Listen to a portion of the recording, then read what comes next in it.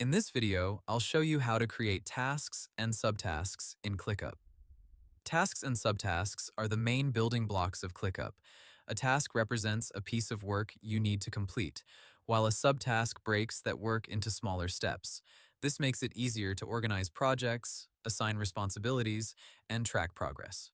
First, open ClickUp and sign in to your account. Go to the Space, Folder, and List where you want to add the task. Once you are inside the list, click New Task or Add Task. Next, enter a clear task name. For example, instead of writing Website, write something more specific like Design Homepage Layout or Write Website Homepage Copy. A clear task name helps everyone understand the purpose of the work right away. After creating the task, open it and add more details.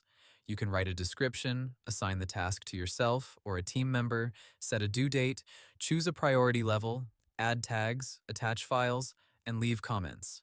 Now, to create subtasks, open the main task and look for the Subtasks section. Click Add Subtask, then type the first smaller step. For example, if the main task is Launch Email Campaign, your subtasks might be Write Email Copy, Design Email Graphics, Review Links, and Schedule Campaign. You can assign each subtask to different people, add due dates, and update statuses separately. This is helpful when one task has multiple stages or involves more than one team member. As work moves forward, update the status of each task and subtask.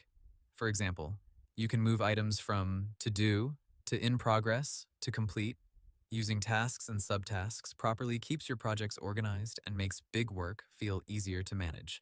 Hope the tutorial was helpful. Subscribe to my channel and see you in the next video.